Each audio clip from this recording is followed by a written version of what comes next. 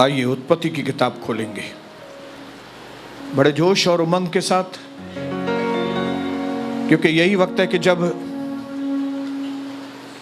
मन्ना आता है और हम में से हर एक व्यक्ति का ये फर्ज है कि जितना हमारी जरूरत है वो मन्ना उठा के हम अपने घर लेकर जाएं। हालेलुया। 18 अध्याय उत्पत्ति 22 वचन के आगे मैं आपके लिए पढ़ूंगा।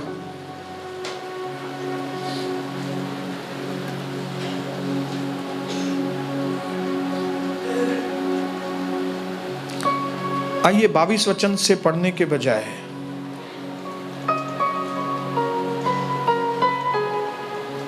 16 वचन से मैं थोड़ा धीरे धीरे पढ़ूंगा, थोड़ा ज्यादा पढ़ूंगा आज, ताकि आपको समझ में आए। उत्पत्ति 18 उसका 16 से आगे। ओके। फिर वे पुरुष वहां से चलकर सदोम की ओर ताकने लगे। अब्राहम उन्हें विदा करने के लिए उनके संग संग चला। तब प्रभु ने कहा, यह जो मैं करने जा रहा हूं, क्या मैं अब्राहम से छिपा रखूं? जो मैं करना चाहता हूं, मैं अपनी योजना को मैं अब्राहम से कैसे छुपाऊं? मेरा अब्राहम के साथ कितना मस्त संबंध है, अब्राहम का मेरे साथ कितना अच्छा संबंध है। मैं कोई भी बात इससे छुपाऊंगा नहीं, वो मेरा दोस्त है। अब्राहम से तो निश्चय एक बड़ी और सामर्थी जाति उपजेगी और पृथ्वी की सारी जातियां उसके द्वारा आशीष पाएंगी।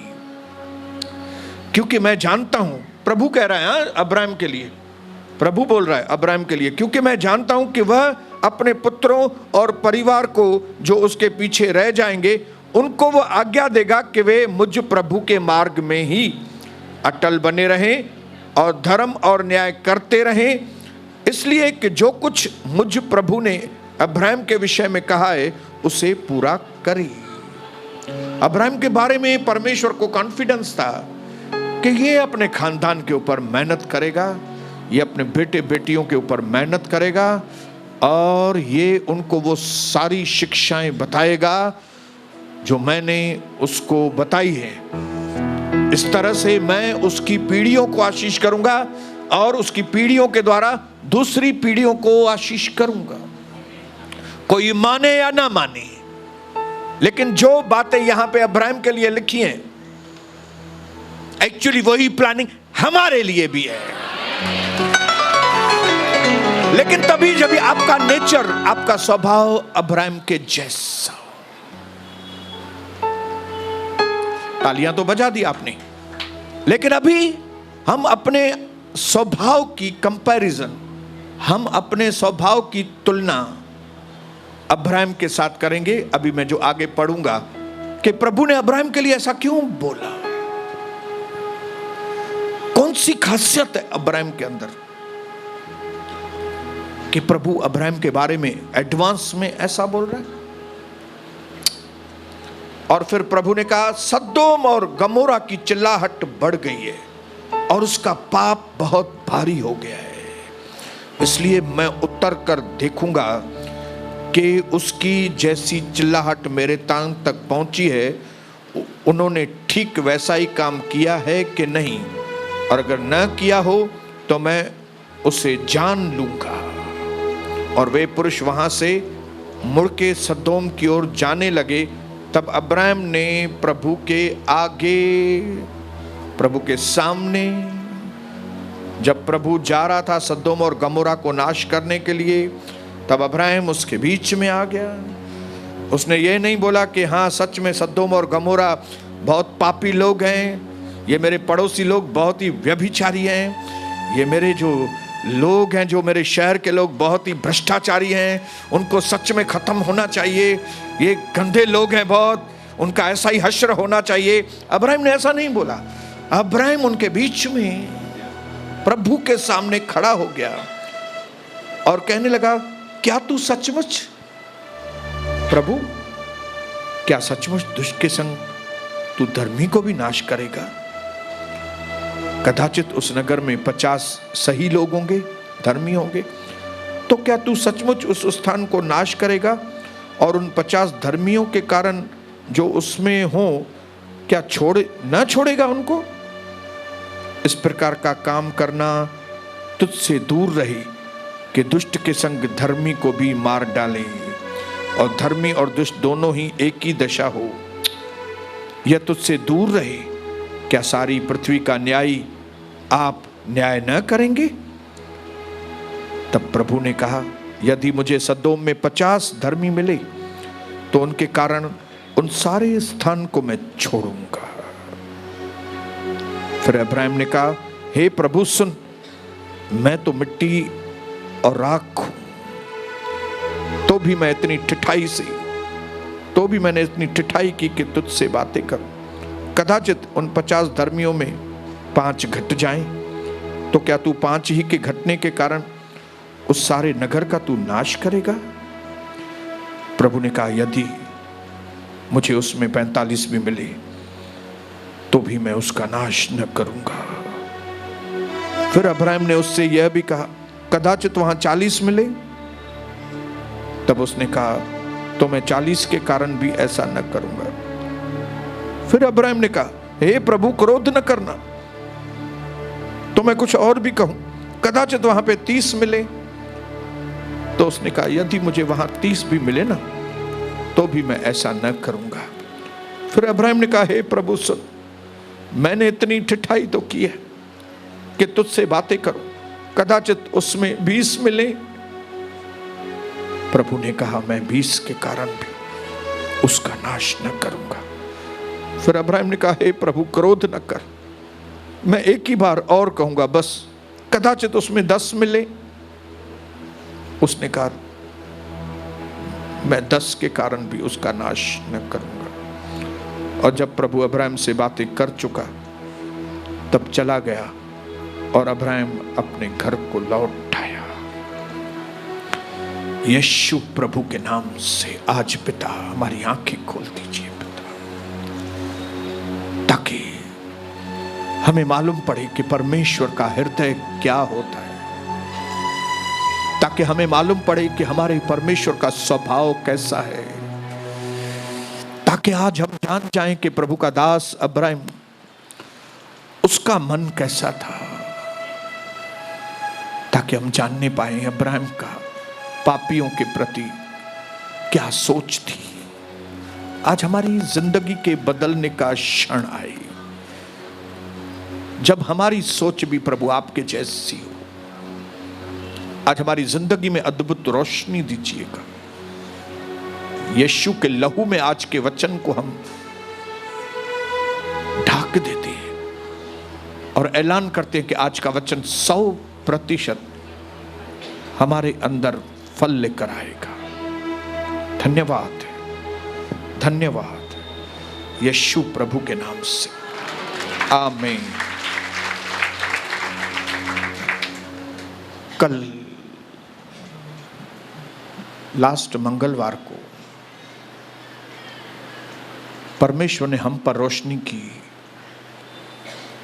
और एकदम साफ तरीके से हमको बताया कि प्रभु के दासों में सबसे हाईएस्ट लेवल वाले लोग जो हैं, वो लोग हैं जो खुद के साथ साथ दूसरों के लिए विनतियां करते हैं।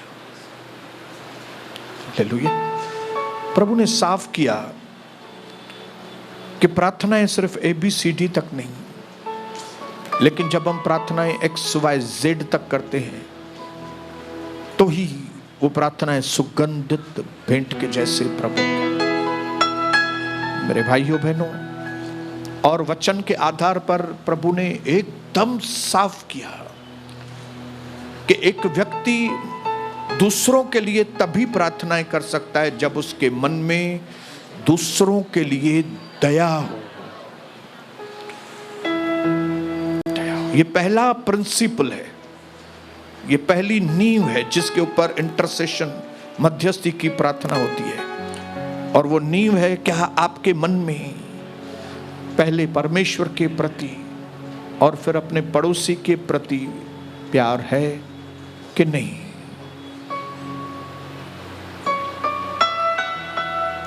और अगर ये नींव है ही नहीं तो पहली चीज तो ये है कि आप फिर मसीह नहीं हैं। अगर आप बोलेंगे कि हाँ मुझे प्रभु के लिए प्यार है लेकिन प्रभु के लोगों के लिए प्यार नहीं है, तो मैं आपको बताऊं आप झूठे नंबर 1 हैं।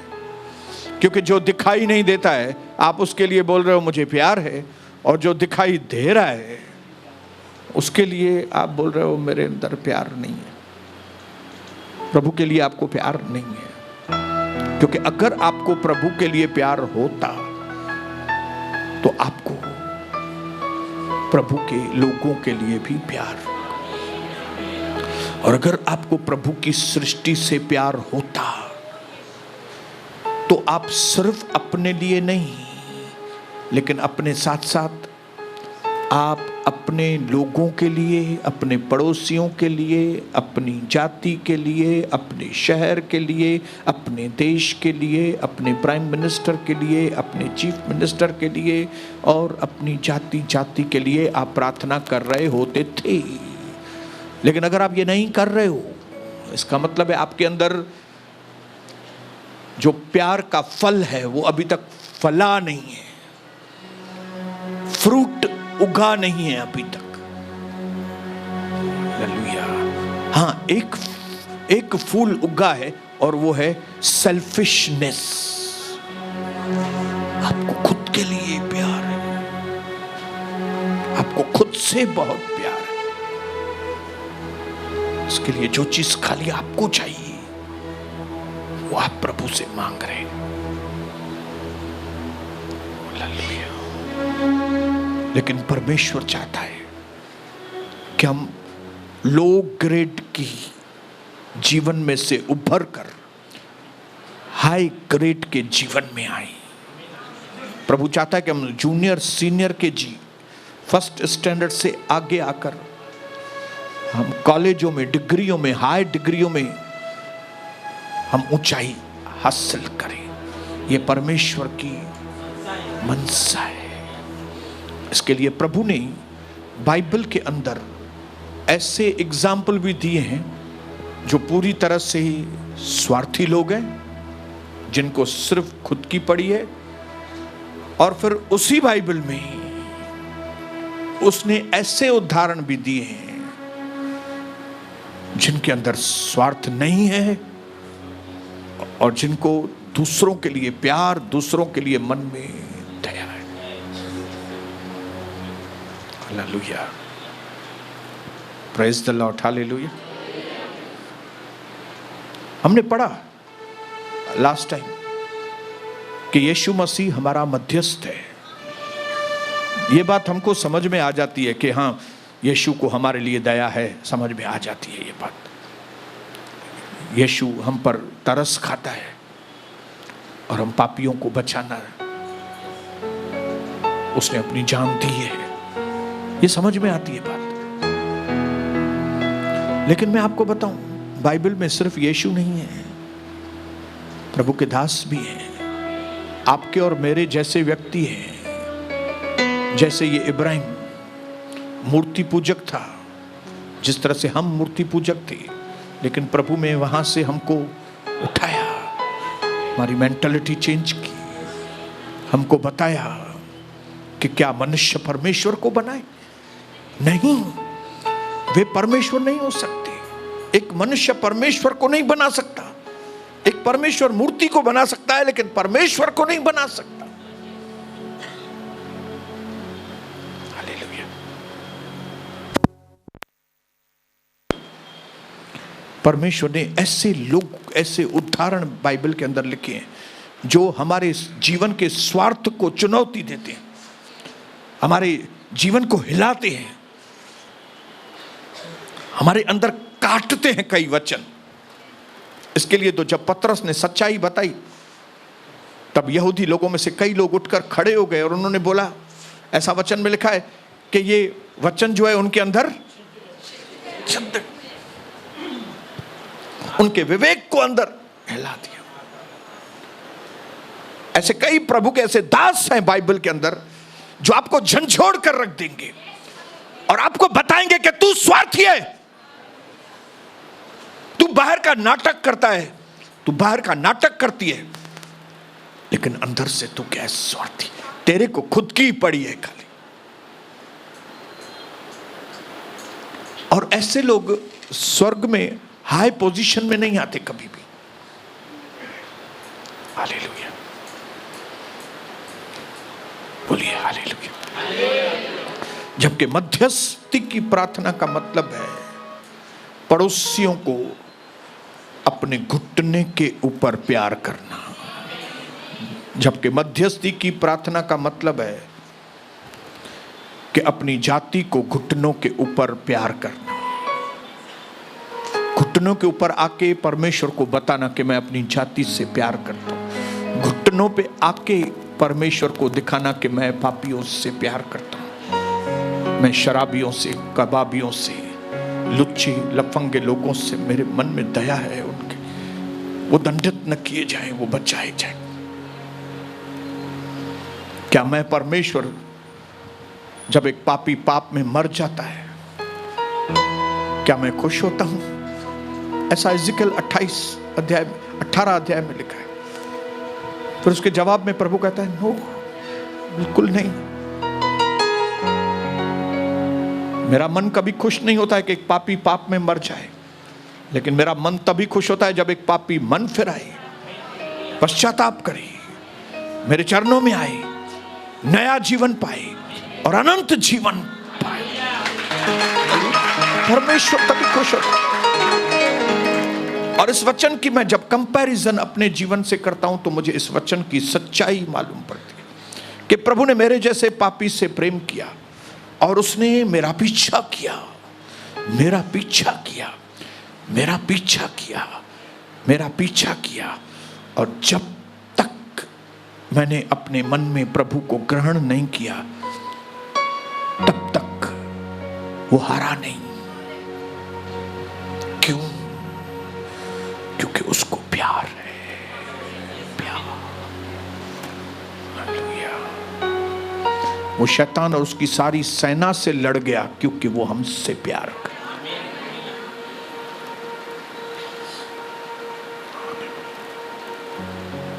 कोई गहरा गहरा प्रेम करे और हम ध्यान न दें तो कोई बड़ी बात नहीं है, लेकिन एक ऐसा व्यक्ति जो सृष्टि का कर्ता है, जो राजाओं का राजा है, जो प्रभुओं का प्रभु, अगर वो मुझसे प्यार करता है, जब यहां पे आया तब भी, जब यहां पे जिया तब भी, जब सूली पे मर गया तब भी, मर के जिंदा हुआ तब भी, आज 2000 वर्ष बीत गए, उसका प्रेम इस तरह से जाहिर होता है कि आज तक वो आपके लिए और मेरे लिए मध्यस्थी की प्रार्थना कर रहा है ताकि मेरा विश्वास सड़ न जाए, मेरा विश्वास सड़ न जाए। उसने पतरस से कहा, पतरस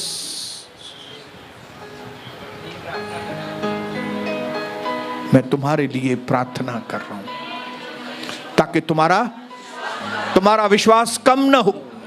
लेकिन पतरस, जब तू विजय पाए, जब तेरे विश्वास में तुझे विजय प्राप्त हो, तब तुम अपने भाइयों को जाके बचाना। भाइयों को तुम अपने भाइयों के आगे मुझे जाहिर करना, अपनी बहनों के आगे। हालेलुया। परमेश्वर को एक ऐसे व्यक्ति की जरूरत है जिसके ऊपर वो ट्रस्ट करे। आप तो बोलेंगे हम तो प्रभु के ऊपर भरोसा करते हैं, लेकिन परमेश्वर ऐसे लोगों को चुनना चाहता है, ढूंढता है, जिसके ऊपर प्रभु विश्वास कर सके, भरोसा कर सके कि मैं इस भाई को और इस बहन को अगर रात को मैं 3 बजे जगाऊं और उसको कहूं कि बेटी, वो माखीजा खानदान है, उसके ऊपर बड़ी विपत्ति आने वाली है, तो उसके लिए प्रार्थना करता कि मैं माखीजा खानदान को बचाऊं। तो हम ऐसे भरोसेमंद ठहरे कि हम प्रभु को ये नहीं बोले कि मुझे नींद आ रही है, मैं क्यों करूं माखीजा के लिए प्रार्थना, मेरा क्या काम है। हालेलुया। हम तो भरोसा करते हैं प्रभु के ऊपर, लेकिन क्या प्रभु हम पर भरोसा कर सकता है? हालेलुया। प्रभु को मालूम पड़ता है, मालूम है कि भाई मैं इस व्यक्ति के ऊपर भरोसा कर सकता हूं कि नहीं। इसके लिए उसने अब्राहम के लिए पहले ही बता दिया, इस व्यक्ति की पीढ़ियों को मैं आशीष करूंगा। क्यों? क्योंकि मुझे मालूम है ये आदमी है ना, अपने बच्चों को सही शिक्षाएं देगा। ये व्यक्ति ऐसा है, ये व्यक्ति ऐसा है। खाली प्रभु ने बोला नहीं, और जैसे ही 2 वचन ही आगे बढ़े तो जैसा प्रभु ने अब्राहम के लिए बोला था वैसा अब्राहम ने साबित करके बताया। हालेलुया। जब प्रभु ने कहा कि मैं सदोम और गमोरा की चिल्लाहट बढ़ गई है, पाप बढ़ गए हैं, मैं उन सबको खत्म करने के लिए जा रहा हूं, तब अब्राहम, उसको मालूम था मेरा भतीजा लूत वहां पे रहता है, मेरे भतीजे की पत्नी ही, उसकी बेटियां रहती हैं वहां पे। अगर सदोम गमोरा खत्म हो गया, मेरा भतीजा भी खत्म हो जाए, मेरे भतीजे की औरत खत्म हो जाएगी, उसके बेटे खत्म, बेटियां खत्म हो जाएंगी। तब वो प्रभु और सदोम गमोरा के बीच में खड़ा हो गया। बोलो बीच में, जिसको कहते हैं गैप। गैप, बोलो गैप। जहां पे मध्यस्थ खड़ा होता है, गैप में। बोलो बीच का स्थान खाली। वॉइड, वॉइड उसको इंग्लिश में बोलते हैं VOID, वॉइड, खालीपन, खाली स्थान। परमेश्वर को यह खाली स्थान पसंद नहीं है। इसके लिए यीशु मसीह पिता और हमारे बीच में जो खाली स्थान था, वहां पे खड़ा होके हमारे लिए मध्यस्थ बन गया। हालेलुया। और शैतान को इस वॉइड से नफरत है, इस खाली स्थान से नफरत है। इसके लिए वो हर भरसक कोशिश करता है कि आपके मन में कलीसिया के लोगों के लिए नफरत, चिड़चिड़ापन, देश के लिए नफरत, देश के लोगों के लिए, अधिकारियों के लिए चिड़चिड़ापन, जलन, ताकि आप कभी उनके लिए गैप में खड़े ना हो, ताकि आप कभी भी उनके बीच में खड़े ना रहो। आपके मन में आपके परिवार के लिए इतनी कड़वाहट देगा। मुझी भेड़, मुझी मां। आज खानदानों के अंदर ऐसी दुश्मनी शैतान ने करके रखी है ताकि कोई भी उनके लिए मध्यस्थ न बने। हालेलुया। चिढ़ता है शैतान मध्यस्थ के लोगों से। इसके लिए वो हर भरसक कोशिश करता है कि जिस भी व्यक्ति के अंदर मध्यस्थी की प्रार्थना का बोझ आता है परमेश्वर का, उसको वो आक्रमण करे, उसके ऊपर कुछ ना कुछ उसको हिलाए, ताकि वो अपने खानदान के लिए मध्यस्थी न करे। आपको बोलेगा आपकी मां बीमार है, उसके पास जाके रह जाओ, जाके मां बट रहो भले बनी, प्रार्थना न करो, न चिल्लाए। अपने बच्चों को सबको लेके मां के पास जाके रहो, लेकिन मां के लिए वो बोझ कि वो प्रभु को पहचाने, वो नहीं। ये ट्रिक है, ट्रिक, कि जो चीज आपको नहीं करनी चाहिए वो चीज कराएगा, और जो चीज करनी चाहिए वो चीज नहीं कराएगा। हालेलुया। मुझे पुत्र के पैसा खपन, उसके लिए आप पूरी कोशिश करेंगे, मुझे पुत्र के पैसा खपन, पर मुझे पुत्र के उद्धार खपे, उन्हें जिला परवाही का नहीं। प्रार्थना चालू है, अरे अल्लाह चरी प्रार्थना चालू है तुझी, काई प्रार्थना तुझी चालू काने, मुझे खबर है तो के पैसन जो नाटक का बस। इस संसार के ईश्वर ने प्रभु के लोगों को अंधा करके रखा है ताकि जो चीज जरूरी है उनको वो देखे ही नहीं, और जो चीजें जरूरी नहीं है उनको ही बैठ के देखे। ऐसा जज्बाती बना दिया है शैतान ने लोगों को, तो ये जज्बातन में वही करें।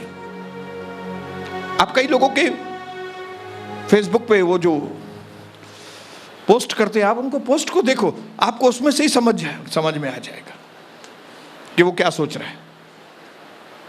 केर भी कंजो काने माना समझियो न मारो बार खाधी तई किथे न तॾहिं न पोस्ट विधिया। हालेलुया। तकलीफ़ में अचो त पोइ ख़बर पवंदी त केर तो मदद करेव, माना इनखे मदद न मिली आहे।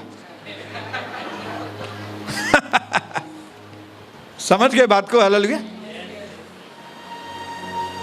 लेकिन इसी फेसबुक को, इसी इंस्टाग्राम को, इसी व्हाट्सएप को अगर प्रभु के लिए इस्तेमाल करें तो बात कहां से कहां पहुंच जाए कि नहीं करेंगे। लेकिन मैं आज आपको अब्राहम का मन बताना चाहता हूं। प्रभु सदोम और गमरा के लोग पापी हैं, मैं मानता हूं प्रभु, लेकिन अगर 50 लोग अच्छे होंगे, सही होंगे, तो आप पूरे लोगों को खत्म करेंगे प्रभु।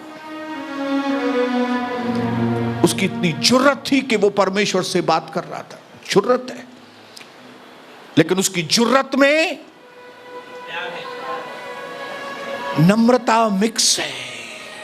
मैं जानता हूं प्रभु आप न्यायी हैं, आप न्यायी होके अन्याय नहीं करेंगे।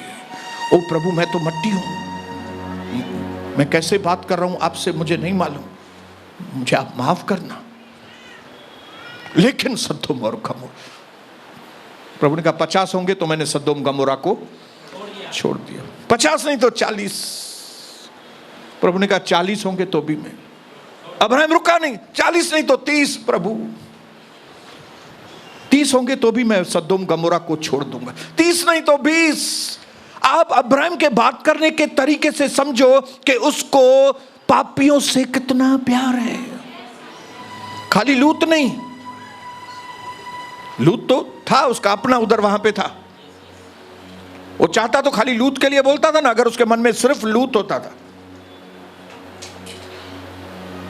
लेकिन नहीं, उसको सिर्फ अपना रिश्तेदार नहीं, उसको सदोम और गमोरा के लोगों को बचाना था।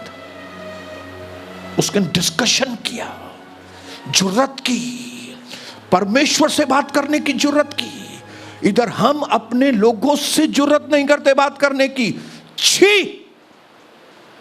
अपने पति से प्रभु के लिए बात करने की जुर्रत नहीं है, अपनी पत्नी से प्रभु के लिए बात करने की जुर्रत नहीं है। छी, चीप लोग। अपने पड़ोसियों से प्रभु के लिए बात करने की जुर्रत नहीं है।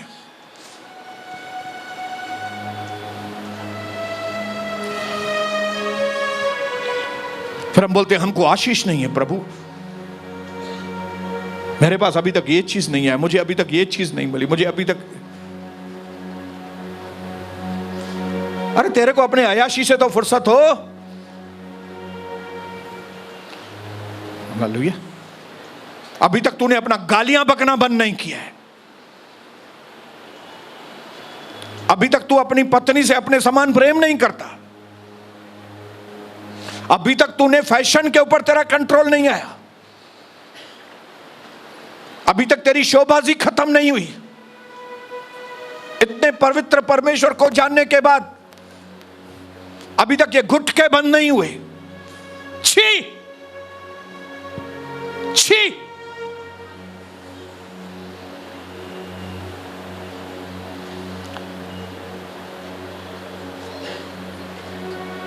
एक दिन आएगा मैं बोल के हट जाने वाला हूं, लेकिन ये जो शब्द हैं ये आपका दुनिया के हर कोने में पीछा करेंगे। आपको याद रखना, क्योंकि ये मनुष्य के शब्द नहीं है, ये पवित्र आत्मा के शब्द हैं।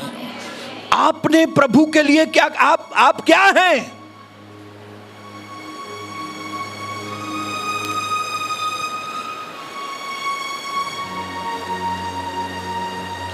प्रभु तो महान है। ये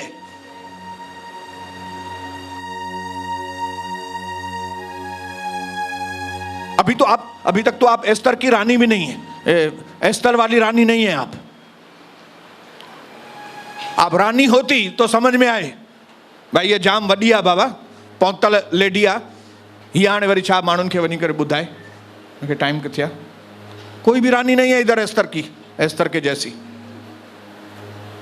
लेकिन मोर्दकई ने एस्तर रानी को संदेशा भेजा, याद रखना ये पोजीशन तुमको परमेश्वर ने इसके लिए दिया है कि तुम अपनी जाति को उपवास के द्वारा तुम राजा के साथ मिलो, तुम उपवास करके राजा के साथ मिलना ताकि तुम्हारी जाति बचाई जाए।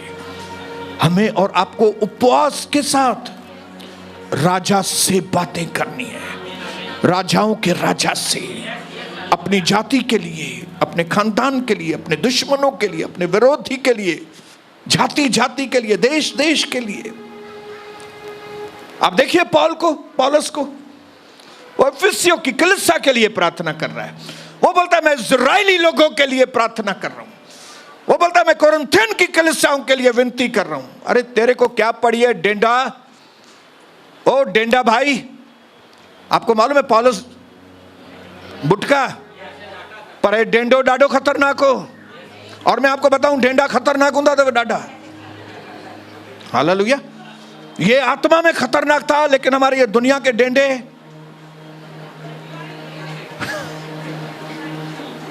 हालेलुया।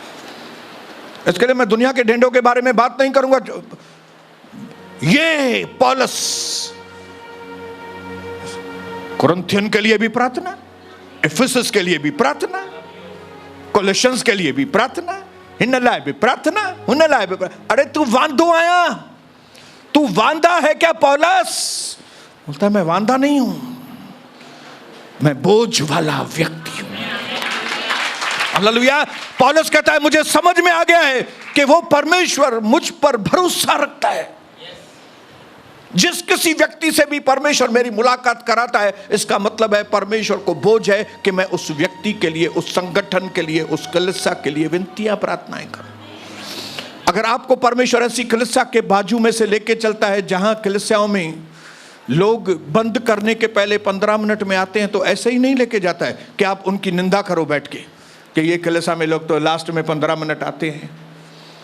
ये कलीसिया में इसके लिए आपको साइड से लेके गया कि आप उनके लिए परमेश्वर को, क्योंकि प्रभु को भरोसा है आपके ऊपर कि ये देख के आपके अंदर बोझ आएगा। आपको कोई फाइनेंशियली वीक दिखता है तो बोझ आएगा, आपको कोई टूटा हुआ परिवार दिखाई देगा तो आपके अंदर बोझ आएगा। ये परमेश्वर को भरोसा है आपके ऊपर कि ये दिखाने के बाद आप प्रार्थना करेंगे। हालेलुया। बोलिए हालेलुया, बोलिए हालेलुया।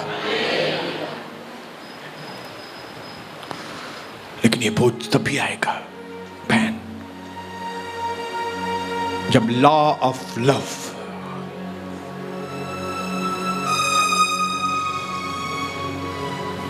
लॉ ऑफ लव, बोलो प्यार का कायदा, बोलो बोलिए बोलिए बोलिए प्यार का कायदा।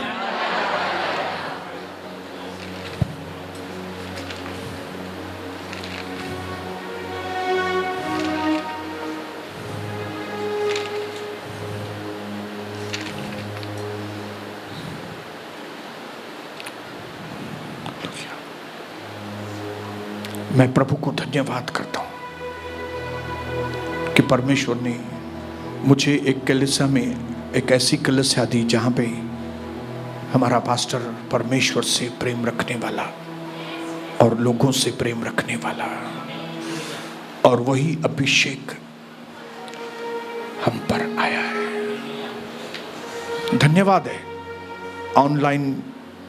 ऑनलाइन की कलीसियाओं के लिए। धन्यवाद है कि जो लोग कलीसिया तक नहीं पहुंच सकते, यूट्यूब के द्वारा, इंटरनेट के द्वारा ये वचन वहाँ तक पहुँचता है। बहुत अच्छी बात है। मेरी यहाँ पे न सिर्फ हमारी ये PKD प्रभु का दर्शन फैमिली है, लेकिन आपको मालूम है हमारी ऑनलाइन फैमिली भी है। नासिक से हमारे लिए लोग देखते हैं, नासिक में धुलिया के लोग देखते हैं, पूना के लोग देखते हैं, कोल्हापुर के लोग देखते हैं, US के लोग देखते हैं। मालूम है आपको, जकार्ता से लोग देखते हैं, ऑकलैंड से लोग देखते हैं। उस दिन एक बहन का मैसेज आया, ब्रदर कितने दिन हो गए आपने हमको लिंक नहीं भेजा, ऑकलैंड से मैसेज आया। तब मैंने वापस से लिंक भेजना उनको, बहुत अच्छी बात है। लेकिन मैं आपको बताना चाहता हूं, online is not sufficient.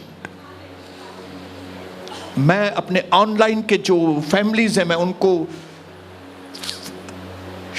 Force करूंगा कि उठते बैठते हफ्ते नहीं तो 10 दिन, 15 दिन नहीं तो 1 महीना, महीना नहीं तो 2 महीना ऑनलाइन नहीं,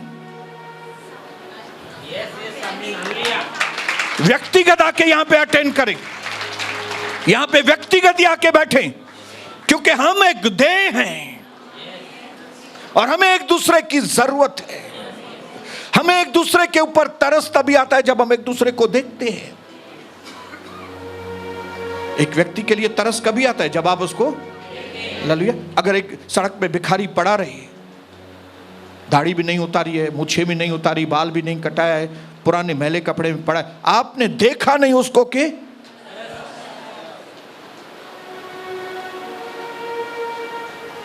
उसके लिए मैं अपनी ऑनलाइन की फैमिलीज को बोलूंगा, जब कभी मौका मिले, धन्यवाद है कि आप हमारे YouTube के मैसेजेस को देखते हैं, धन्यवाद है, बहुत अच्छी बात है, लेकिन आए दिन आप मौका निकाल के, मैं धन्यवाद करता हूं, कितना दूर से वो परिवार आते हैं। क्या, कौन सा शहर का नाम है? हाँ, नंदुरबार। किधर? नंदुरबार, वारधा, वहां से परिवार इधर आते हैं। लेकिन कई लोग इधर से, थाना से इधर नहीं आते। तो मैं आपको बताऊं, आप शरीर के अंग नहीं है, आप देह के अंग नहीं है, क्योंकि आप शैतान को मौका देते। एक देह का अंग जब ज्यादा देर देह से बाहर रहता है, शैतान उखाड़ के फेंक देता है। शैतान को बहुत आसान है उसको उखाड़ के फेंक दो, लेकिन जब एक ईंट दूसरी ईंट के साथ, तीसरी ईंट के साथ, सीमेंट के साथ जुड़ी हुई है दीवार, तो उस ईंट को चोरी करना मुमकिन नहीं है। ऐसे बाहर ईंटें पड़ी रहेंगी एक एक करके, भाई जगह बन रही है जब तक, तो चोर उचक के 2 ईंटें लेके चलते बनेंगे, 1 ईंट लेके चलते बनेंगे। क्यों? क्योंकि ईंटें अलग अलग हैं। लेकिन अभी इन्हीं ईंटों को बाहर दीवार बना दो सीमेंट के साथ जोड़ के, और वो चोर उचक के गुजरेंगे। बोलेंगे कोई बोलेगा उसको ईंट ढूंढ रहे हो कि हाँ यार ये दीवार में लगा दिया, उसको निकालो। दीवार से नहीं निकाल सकेगा दीवार से नहीं निकाल सकेगा, क्योंकि वहां पे वो जुड़ी हुई है। मध्यस्थी के प्रार्थना के द्वारा हम जुड़े रहते हैं। जब हम एक दूसरे को देखते हैं, एक दूसरे से बात करते हैं, एक दूसरे का बोझ उठाते हैं, इसी को तो कलीसिया कहते हैं। कलीसिया मतलब ये थोड़ी चर्या मानुन, कलीसिया ये नहीं है। कलीसिया देह है, कलीसिया परमेश्वर का घर है। कलीसिया एक ऐसी जगह जहां पे परमेश्वर के स्वभाव वाले लोग रहते हैं। कलीसिया एक ऐसी जगह जहां पे लोग मध्यस्थी की प्रार्थना करने वाले पैदा होते हैं। यहां पे ऐसे लोग पैदा होते हैं जो दूसरों का बोझ उठाते हैं, खास करके परमेश्वर का बोझ। कभी आपने सोचा है कि परमेश्वर भी बोझ में है? आप इमेजिन भी कर सकते हो? कई लोगों को अपने बोझ के बारे में ही मालूम है, लेकिन मत्ती 11:28 पढ़ेंगे तो आपको मालूम पड़ेगा कि सिर्फ हम लोग बोझ में नहीं है, हमारा परमेश्वर बोझ, लेकिन उसका बोझ हल्का है। हमारा बोझ बहुत गहरा है, वो उसने उठा लिया है, बहुत भारी बोझ उसने उठा लिया। अभी उसका छोटा बोझ है, क्या है? दूसरों के लिए प्रार्थनाएं करो।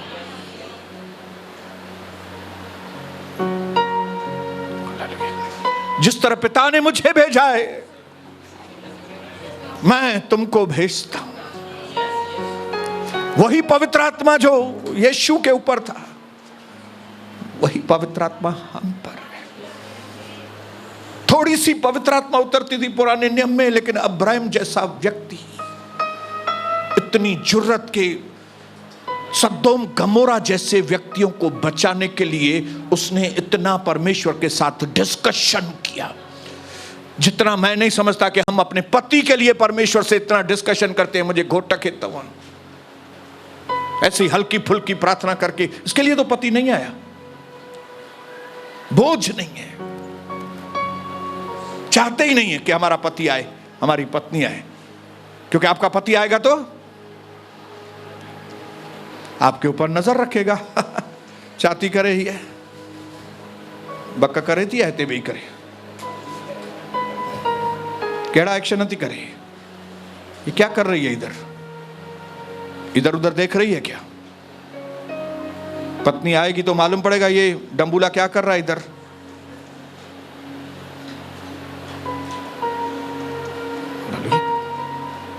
ब्रदर, मैं बाइबल के नोट्स ले रहा था। किससे? वो फलानी बहन से। भावरन के नोट्स कानन के, भावरन के नोट्स कानन भेनुरन में नोट्स हैं।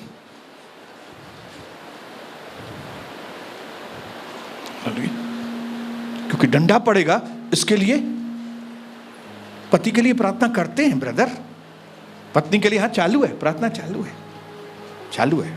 बेटे हाँ, बेटे के लिए प्रार्थना चालू है। नहीं तो बेटा ही आके पूछेगा ना, तू अगते वधिया के न प्रभु में छाए।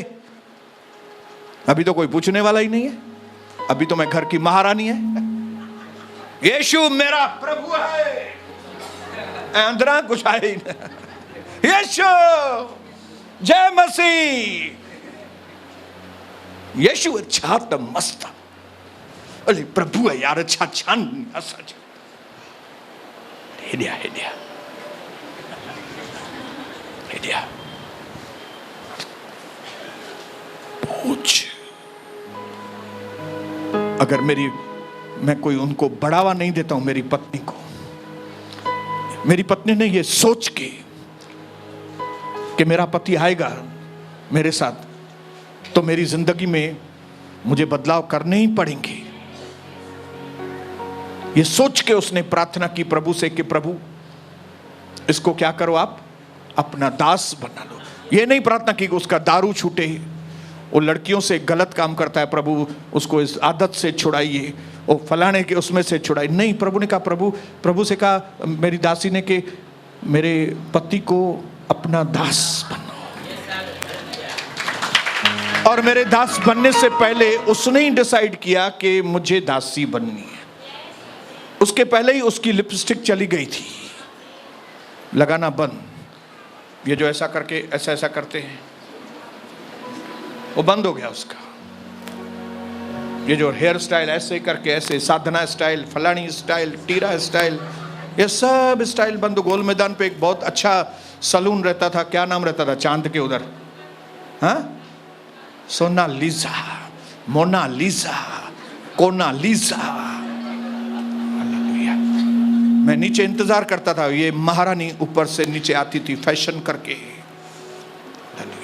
हेतरा पाईंदी। आप उसके वो टाइम को तो वस्त्र तो देखो, मिड्डियों घुमाए कर मिड्डी। लेकिन अभी आपने कभी उसको मिड्डी में देखा है? सालों साल बीत गए। फैशन में देखा है? सालों साल बीत गए, सालों साल बीत गए, बदल गई। हमें बदलना है, और यही आत्मिकता है। आत्मिकता क्या है? हमारा बदलना। आत्मिकता क्या है? मेरा सुधरना। अगर आप मेरी पत्नी के जैसे प्रार्थना करेंगे तो आपका क्या प्रार्थना नहीं सुनेंगे? But because we are careless and केड़ो अखर में चाहो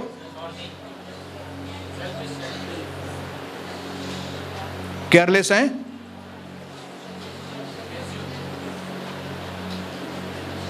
फॉर्मल ना छा casual, very good, casual, casual. हाँ कयूं तन, हाँ पुट, हाँ वठी ईंदासीं न पुट के, कैजुअल। क्योंकि आप कैजुअल हैं, इसके लिए कोई आता ही नहीं है आपके घर से इधर, क्योंकि आप केयरलेस हैं, आता ही नहीं। लेकिन आज मैं आपको झिझोड़ने के लिए यहां पे आया। परमेश्वर ने अब्राहम के लिए पहले ही बता दिया, मां हुनजे खानदान के छा जो छा ॾिनो। आज प्रभु आपके खानदान के बारे में बताना चाहिए, मैंने खानदान के छा जो छा ॾिनो, मैं इसके खानदान के लिए ये करूंगा, मैं इसके खानदान के लिए ये, इसके पीढ़ी के लिए मैं ये करूंगा। आज तक अगर हम आशीषित है ना, तो ये परमेश्वर ने अब्राहम से वाचा बांधी थी, तभी उस वाचा की वजह से हम लोग आशीषित हैं। हालेलुया। और परमेश्वर ने अब्राहम के साथ वाचा क्यों बांधी? क्योंकि अब्राहम परमेश्वर के स्वभाव का व्यक्ति था। यशाया या किधर दूसरे किताब में लिखा है, अब्राहम मेरा दोस्त है। और फिर यहां पे लिखा है, मैं उसको क्यों नहीं बताऊं? मैं कोई भी काम करूंगा तो मैं सोनी को क्यों नहीं बताऊं? ये मेरा दोस्त है। क्या आप प्रभु की सहेली नहीं बन सकती? क्या आप प्रभु के दोस्त नहीं बन सकते? क्या आप उस पोजीशन को नहीं पाना चाहते भाइयों बहनों? क्या आप रिवाइवल नहीं चाहते आपकी जिंदगी में? जिस तरह से आप बैरक में रहते हो, मैं भी बैरक में रहने वाला व्यक्ति था। जिस तरह से आप स्ट्रगल करते हो कई बातों के लिए, मैंने स्ट्रगल किए उन बातों के लिए। जिस तरह आप पहली बार कलीसिया में आए, कोई वक्त था मैं भी एक बार पहली बार कलीसिया में आया था। जिस तरह से पहली बार आपको वचन ने छुआ था, उसी तरह एक बार पहली बार मुझे भी परमेश्वर ने वचन में छुआ था। लेकिन उसके बाद क्या हुआ? उसके बाद मेरा टाइम बर्बाद नहीं हुआ, आपका क्यों टाइम बर्बाद हो गया?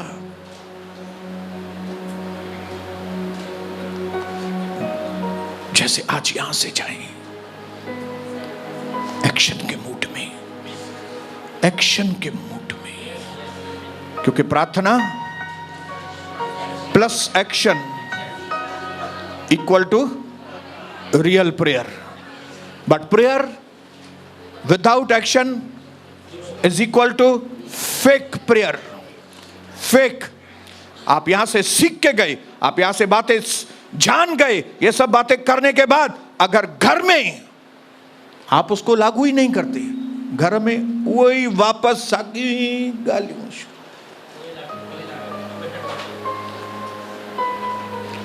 तो आपका कुछ भी कल्याण नहीं होने वाला है। लेकिन मैं चाहता हूं आपका कल्याण हो। यशाया 3:10 में प्रभु ने कहा, मेरे लोगों से कहना तुम्हारा भला होगा। मेरे भाइयों बहनों, आपका भला होगा। मेरे भाइयों, आपका भला होगा। मेरी माताओं, आपका भला होगा।